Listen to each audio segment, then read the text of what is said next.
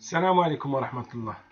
اليوم جماعة الخير غنتكلموا في واحد الموضوع اللي هو مهم بزاف بزاف، وخاصة بالناس اللي جات لإسبانيا ولا الناس اللي كاينة في إسبانيا ومازال ما عندهاش الوراق ولا كتقلب على كونطرا باش تصاوب الوراق.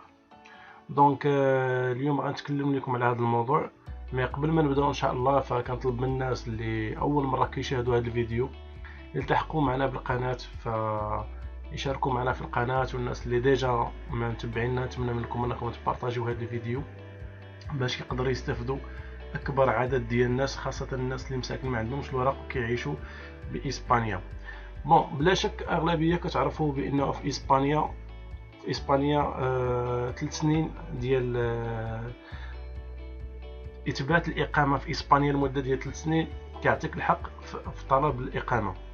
اوكي، دونك هادشي كلنا كنعرفوه وكلنا يعني الاغلبيه كيعرفوه، ففقط تكون عندك 3 سنين.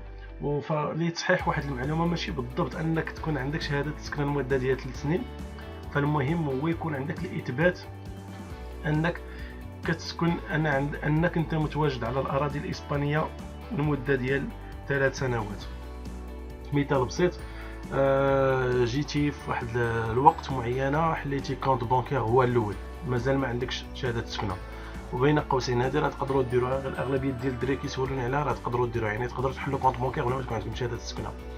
نقولوا ماشي حليتي كونط بانكير، نقولوا جيتي ومشيتي للسبيطار ولا شي حاجه، المهم عندك شي بروفا، عندك شي بروف بانك انت في الاراضي الاسبانيه، بقيتي شي 6 شهور مثلا عاد دبرتي على شهاده السكنه، ومن بعد هذيك 6 شهور يعني دازت واحد العامين ونص وانت عندك شهاده السكنه، زائد هذيك 6 شهور اللي كنتي انت متواجد في اسبانيا بلا شهاده السكنه، فكتكمل 3 سنين. فهنا تقدر دوز لواحد المرحله اللي تقدر تخول لك انك تطلب الوراق. هادشي كلنا كنعرفوه بطبيعه الحال، مي واحد النسبه كبيره لاحظت بانه ما كتعرفش بانه رغم انك تكمل 3 سنين فكيخصك تدبر على واحد البري كونطرا، يعني تدبر على بري كونطرا اللي هي كمثال بسيط، يعني تدبر على كونطرا ديال العمل، عقد ديال العمل مع مع داك الجيستيف ديال انك متواجد على الاراضي الاسبانيه لمده ديال 3 سنوات. هذا هو اللي كيخول لك انك تطلب الاقامه في اسبانيا. دونك حتى لحد هنا مفهوم. غير باش نفرقوا الدراري لان بزاف الناس كيمشيو غالطين في هذه المعلومه، فاسبانيا راه مابقاش كدير الكونطرات، يعني ما تقولش لي شي واحد راه بيبيع لك كونطرا ولا بيدبر لك في كونطرا وبيصيفط عليك للمغرب ولا الجزائر ولا تونس. فاسبانيا راه حبسات هذا القانون ديال الكونطرات من شحال هذا، حد كاين دابا دوك لي كونطرات ديال الفريز، مي هذوك ما كيعنيوش انك تصاوب الوراق، حيت كتجي غير في لو تيم ديال الكورسيجور ديال اقل من 3 شهور. المهم نرجعوا لو تيم ديالنا. فالموضوع ديالنا هو كيفاش تقدر تدبر على كونطرا. يعني انت عندك 3 سنين، وهذا المشكل كيعانوا منه بزاف الناس صراحه، وهو كمل 3 سنين ولكن فينا هي الكونطرا اللي يقدر يصاوب بها الوراق ديالو.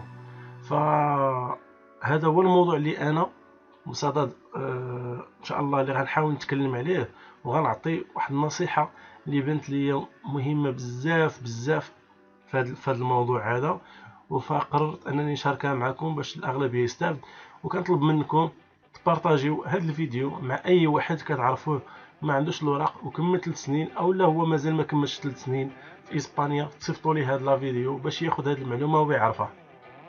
اوكي، ما بغينا والو، المهم غير تكون عنده هذه المعلومه وديك الساعه هو يخدم بها، هو هذاك عنده طريقه خاصه ديالو الله يكمل عليه الله يسر بخير.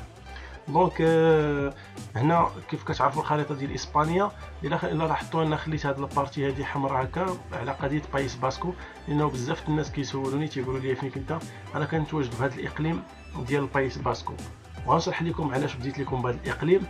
فمثلا الناس اللي كيتواجدوا في هذا الاقليم، غنهضر بعد هذا الاقليم هذا، فمن بعد بما انك حضرتي في اسبانيا فحاول من بعد ما صوبتي شهاده السكنه او لا صوبت عليك شي جمعيه بحال كاريتاس كروز روخا، راه كنا ديجا هضرنا عليها، ما بقاتش كتصوب شهاده السكنه للمهاجرين الغير شرعيين، ولكن كاينه كاريتاس الجمعيه اللي كتصوب شهاده السكنه ليك الا ما عندكش مدخول مادي. ولكن هادشي كيطلب واحد شويه ديال الوقت، يعني الثبوت انك تبين راسك انك عايش واحد المده ديال 4 شهور بعدا هنا في بايس باسكو، يعني كتجي كتاكل عندهم وكتشرب لواحد المده ديال 3 شهور حتى ل 4 شهور بين ما يصاوبوا لك شهاده السكنه.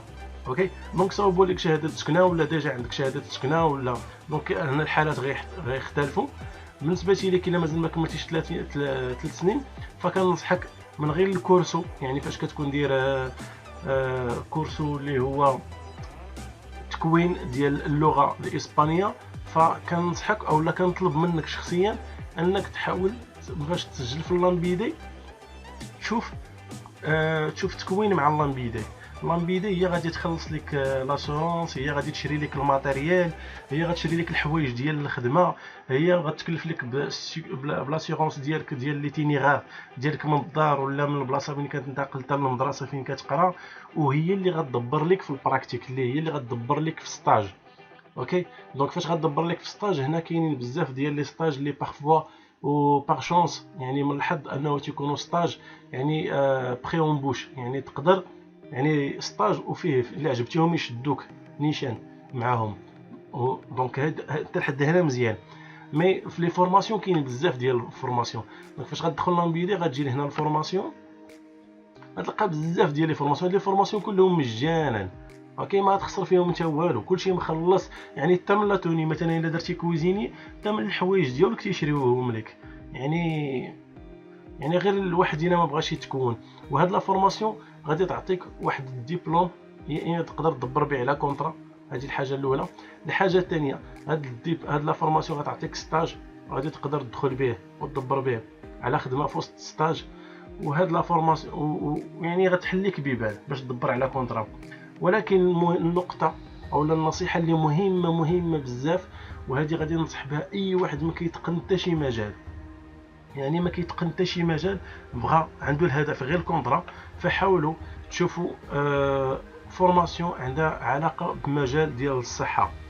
بون بحال انا دابا دخلت دابا شفت هنايا تقدروا تشوفوا على حساب لا زون جيوغرافيك واش ارابا ولا خيبوسكوا ولا بيسكايا، هادو غير المناطق على حسب واش سان سيباستيان او لا فيتوريا او لا بيلباو كمدن كبار، وهادو راه الاقليم يعني الجهات اللي كاينين في وسط اقليم البايس باسك، اقليم الباسك.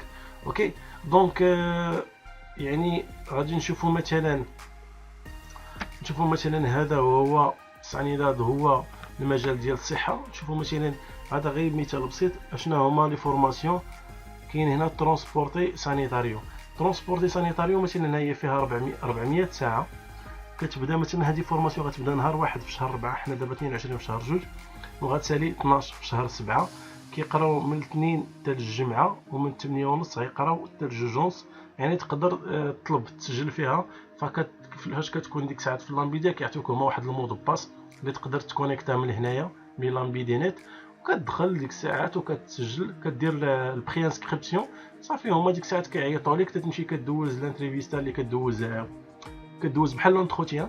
يعني وماشي مشكل تكون ما كتكلمش اللغه، يعني الا ما كنتيش كتكلم اللغه مزيان غتقول لهم راه انا يلاه بديت كنتعلم اللغه وراه غيشدوك، اغلبيه كيشدوك. اوكي مثلا نشوفوا مثلا باش تفهموا ترونسبورتي سانيتاريو بحال هذوك اللي تيسوقوا لامبيلانس ولا شي حاجه. سي بون ديجا انا كنت درتها هنا كنت وجدت لكم المسائل يعني بحال هكا. يعني ايماجين فهاد الخدامي هادو مطلوبين بزاف، دونك هنا تقدر دغيا تدبر على كونطرا في هذا المجال هذا. علاش؟ حيت اي حاجه عندها علاقه بالصحه اوتوماتيكمون مطلوبه في اوروبا كامله، ماشي غير اسبانيا، فمطلوبه بزاف. هنا مثلا واحد الفورماسيون اخرى هذه غنهضر لكم على اسبانيا كامله، يعني فين ما لقيتي هاد لا فورماسيون مثلا ديرها. الا كنتي بغيتي الهدف ديالك الكونطرا، واش كتعجبك هاد المهنه ولا ما كتعجبكش، هذاك الشيء ما كيهمنيش انا دابا. حنا اللي كيهمنا دابا هو كيفاش تلقى الكونطرا فاسيلمون، يعني بطريقه بسيطه. عوض ما تمشي شوف واحد تقول لي يدير لك كونطرا مثلا مغربي، تقول لي دير لي كونطرا عافاك ونبدا نخلص لك انا داك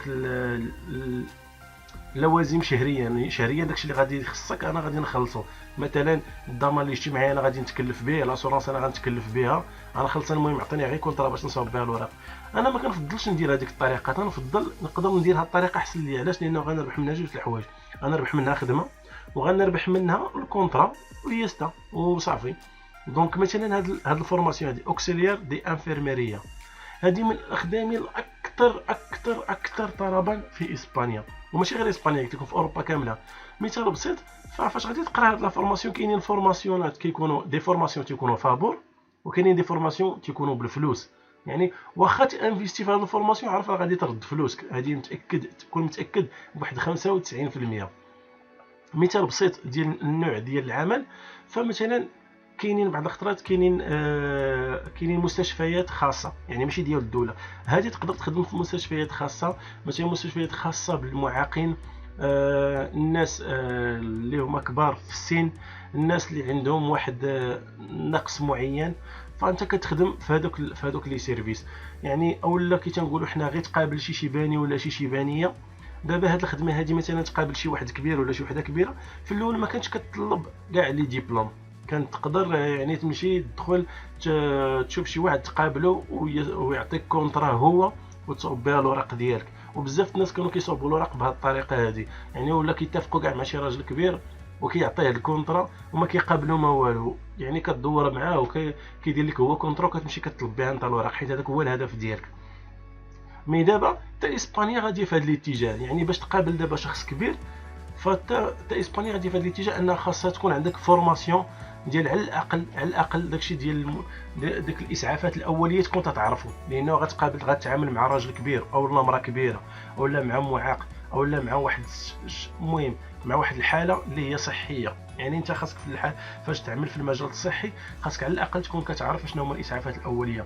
دونك فاش غدير مثلا هذا الكورسو هذا، كاينين دي زاجونس اللي كيتكلفوا لك بالبحث عن العمل. يعني انا قبل ما توصل لهذه المرحله كون على يقين انه هادو هنا في اسبانيا كاين واحد القضيه، اي كورس عنده ستاج ديالو، كاين عنده واحد البراكتيك ديالو 40 ساعه 80 ساعه 120 ساعه، كل كورس شحال عنده ديال المده ديال الستاج. فكون على يقين انه واحد النسبه كبيره كبيره كبيره لدرجه 95% هذوك اللي دوزت عندهم ستاج غادي يشدوك، لانه هذه من الخدامي اللي عليها طلب بزاف. دونك فهذه غير نصيحه، يعني جيتي مثلا حارق وكملتي دابا عامين وبقات لك عام باش تكمل 3 سنين، عوض ما تجلس تضيع الوقت وتسنى تكمل 3 سنين تدبر في كونطرا، فكنصحك حاول تسجل في شي كورس بحال هذا، واخا ما تعجبكش ماشي مشكل، المهم دبر على راسك، من بعد ما تلقى كونطرا وتحسن الاحوال ديالك عاد سير دير داكشي اللي كيعجبك. بقى عجبك الصالير تما كمل مزيان، ما عجبك الصالير ما تكملش. نعطيكم مثال بسيط، فتقريبا لي صالير في هذا العمل هذا، فمثلا الناس اللي كيخدموا بالنهار مثلا نعطيكم مثلا تقريبا شحال كيربحوا، يعني واحد 1200 اورو في النهار. بالنسبه للناس اللي كيخدموا بالليل فكيطراوح الصالير ديالهم ما بين 2300 حتى 1350 ماكسيموم 1400.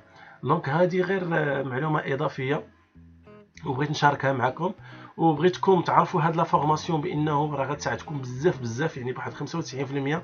يعني الواحد يصبر يقرا شويه، ما كتعرفش تقرا ماشي مشكل، غير صبر، غير سير دخل وقولها لهم نيشان، قول لهم في لا فورماسيون فاش يبغوا يديروا لك ديك لاتريفيستا قول لها انا راه ما كنهضرش الصبليونيه، راني يلاه كنتعلم الصبليونيه عادي ماشي مشكل، انت جاي للمدرسه باش تتعلم ماشي باش تولي انت هو اللي حاكم البلاد. اوكي دونك فهذه معلومه بسيطه اللي تقدر تساعدك بزاف، يعني بواحد النسبه 100% انك تدبر على كونطرا ومنها تخدم وتدور الحركه ومنها تصوب الوريقات ديالك. نهار تريقلي المسائل ديالك وتقاد المسائل ديالك كاملهم، من بعد نقدروا ديك الساعه تشوف داك التوجه اللي كيعجبك انت ولا المهنه اللي كتعجبك. انا هضرت اليوم غير على هاد لا فورماسيون، هضرت عليها الاولى علاش لانه هي الاكثر طلبا.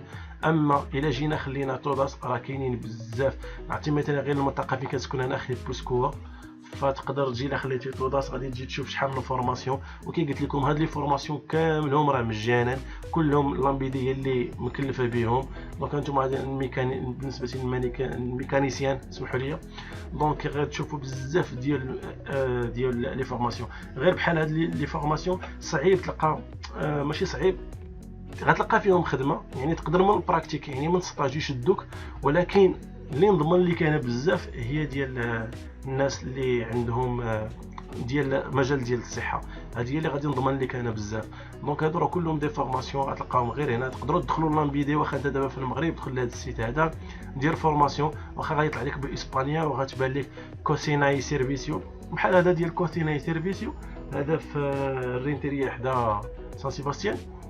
هذا واحد الصديق ديالي كيدير هذه فكيدير هذا الكورسو، يعني تقريبا الحوايج تقريبا شي 150 اورو، شي 1500 درهم الحوايج ديال الخدمه شارينهم ليهم. القص ديما مدي مع القص لدارهم، مع داكشي اللي كيطيبوه كيعطيوه ليهم يديوهم معاهم، يعني واكل شارب ولابس الحمد لله، والعرض الله غيتكمل قريب. هذا راه زوين، ولكن فيه بزاف ديال السوايع. 1850 ساعه يعني من 9 حتى 2 ديال العشيه، يعني الواحد منه يميتريزي الاسبانيه ديالو مزيان، منها ياخذ هذاك الدبلوم. هذاك الدبلوم ما تنساوش اللي غيعطيوكم فاش كيعطيك دبلوم، يعني راه اوفيسيال، يعني راه ديال الدوله، ماشي غير دبلوم هكا وصافي. فديال الدوله معترف به في الاتحاد الاوروبي، وتيكون فيه اللوغو ديال الاتحاد الاوروبي، يعني تقدر تخدم به في اي دوله في الاتحاد الاوروبي. دونك ما نطولش عليكم بزاف، نتمنى من الله يكون عجبكم الفيديو. شاركوا الفيديو مع الناس اللي كتعرفوهم كاملين مقيمين في اسبانيا، والناس اللي كتفكر تجي لاسبانيا. كان مازال بغيتو نهضر على هذا الموضوع، كتبوها لي في التعليقات، والله المعين. السلام عليكم ورحمه الله.